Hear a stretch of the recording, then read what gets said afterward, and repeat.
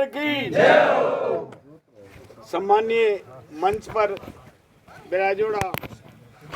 राणा जी, प्रताप सिंह जी, शक्ति सिंह जी, कान सिंह जी, उमेश सिंह जी और भी अन्य सरदार जगहों परिचित नहीं है और बाकी परिचित वालों ने सब लोगों ने मारी घनी खम्मा जय माता जी मुजरो अर्ज होवे और आप लोग मैंने भी याद करियो ये वास्ते बहुत बहुत धन्यवाद। आज इन जागृति रे वास्ते जगो कदम अठारा सरदार उठायो है बाने बहुत बहुत धन्यवाद मैं मारी तरफ हूँ, आप सब की तरफ हूँ देना चाहूँ हूँ। और दूसरी जगहों भी फोन आ रहा है कि बहुत ही अच्छो काम हो रहा है और सुता हुआ समाज ने जो जगावन वालों काम करे वो आज रे जहाँ भागीरथ गंगा लाए यहीं वापस अपनी मतलब जन जागृति इस तरह से खड़ी करके और समाज में ना आपने सबसे पहले मैं अर्ज करूँ कि जो उमेश सिंह साहब फरमायो कि इतिहास में कई विसंगतियाँ हैं, कुछ दांत कथाएं हैं, सारी मिलकर घोल मोल करके सबने आज का इतिहास कहीं कार या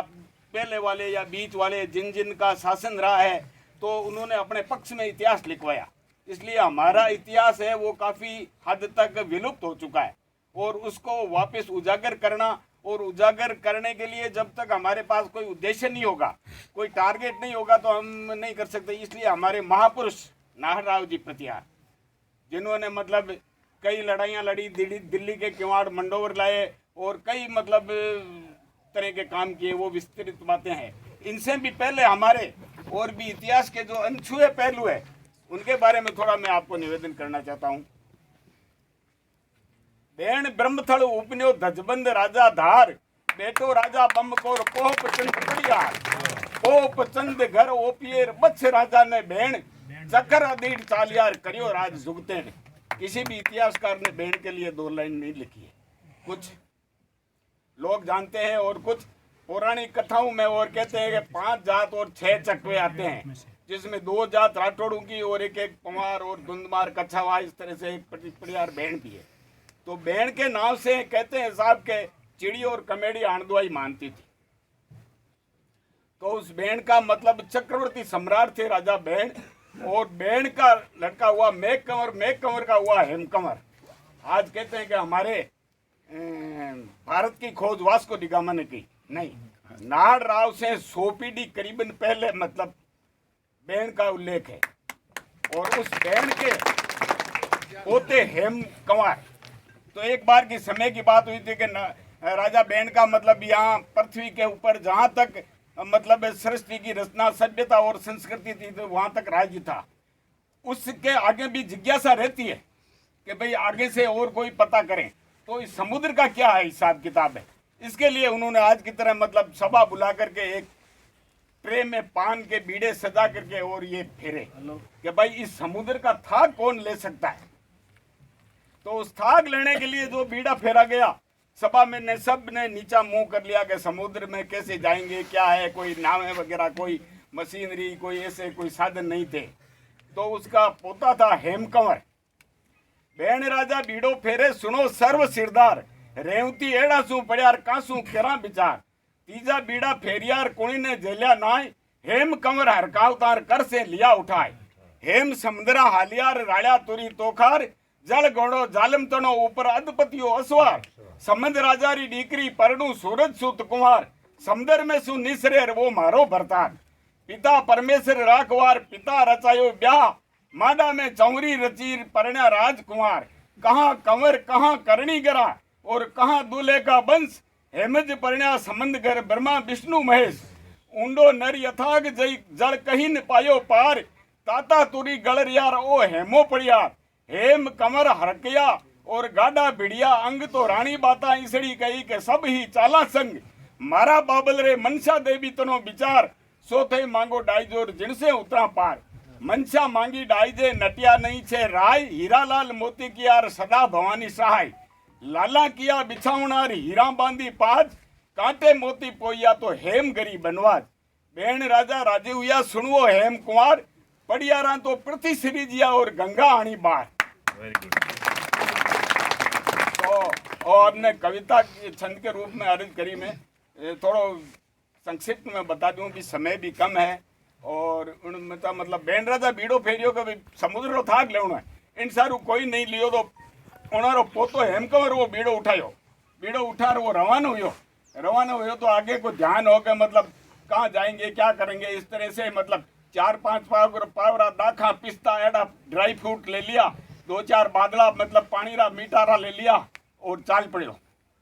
समुद्र रे। मतलब वो बीच में जटा तक पानी में पग टिका, जटा तक तो ध्यान करियो नहीं, बाद में देखियो तो घोड़ो दबन लागियो, उन टाइम में ध्यान करियो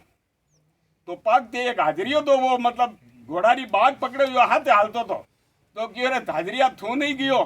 कि कमाना था आप हुक्म नहीं तो, और हुक्म भी करके मैं मतलब क्या कर जाऊं तो कि भाई हमें यूं है कि तू तो अटे रहे और मैं बटे धके जाऊं, तो ये भगवान मिला है तो फिर मिलाना नहीं तर तू अटे कटे ही पूरा हो जाए, मैं आगे जा रहूंगा। इस तरह से 1-2 बादलो दे दियो, थोड़ा बहुत 1 पावरो दाका पिस्तारो दे दियो, और आप घोड़ा रे ऊपर बेल्ट बांधो और दरियाई घोड़ो जो तैरनो जानतो तो उन घोड़ाओं आगे ठेल दियो। तो वो चलते चलते एक सब लोगों ने ध्यान है और मतलब महापुरुष है, गुरु लोग कहता है कि जकारे दृढ़ संकल्प और इच्छा शक्ति हुए तो वो काम जरूर पूरा हुए। तो इन्हीं प्रकार से हेमकंवर को एक दिन वो बीड़ो खेड़ो काम आयो और समुद्र के आखिरी हेड़ा के ऊपर जार मतलब घोड़ा ने डाल दियो और तकिया और गादी जो घोड़ारी गादी उन्हें बिछार सोई गो, बेल्ट वगैरह खोलिया। आगे कहीं वे उन देश रा जगह राजा उनारा पक्का नाम तो इतिहास में नहीं है, कोई वो विदेशी है तो उन्हें लिखो उनका नाम मतलब इतिहासकार उन्हें समंत सेन लिखा है। तो समंत सेन री डिग्री उसने सुन रखा था कि कोई ये इधर देश है, इस देश का कोई राजकुमार आए मेरे को वर्ण के ले जाए तो सबसे अच्छा है। तो उस राजकुमारी का ये प्रण था कि समुद्र वर देगा तो शादी करूंगी, अन्यथा नहीं करूंगी। तो राजकुमारी के लिए देखने के लिए वहां के जो तट रक्षक थे वो आते थे और आकर के रोजाना देते थे, तो वहां तो समुद्र में तो मच्छी और मगरमच्छ मिलते थे और कोई नहीं मिलता था। उस दिन तट रक्षकों ने बताया कि भाई 2 तो आप यहाँ रहो और 2 व्यक्ति है वो राजा जी को सूचना दो। तो वहां के शासक थे उनको सूचना दी कि भाई साहब के आज मतलब भाग्य उदय हो गए हैं और सूरज के किरणों का और उसके मुखमंडल के आभा का एक ही मतलब नजारा है। तो उनका जो व्हील पावर को देख करके और वहां से लोग आए और उन्होंने जो भी उनका रीति रिवाज था उसे स्वागत करके और वहां ले गए। ले जाते ही उन्होंने शादी का प्रस्ताव रखा तो हेमकंवर ने मना कर दिया कि नहीं, मैं शादी नहीं कर सकता, क्योंकि शादी में करने के लिए साक्ष्य की जरूरत होती है, मेरे देश का कोई साक्षी नहीं है। अब हम बारात बना ले जाओ मतलब वही है कि मतलब साक्षी कोर्ट में 2 गवाह ले गए, सब में मतलब साक्षी होना जरूरी है। तो कि भैया समस्या तो नहीं आई। तो वहां के शासक के मनसा देवी का विचार था,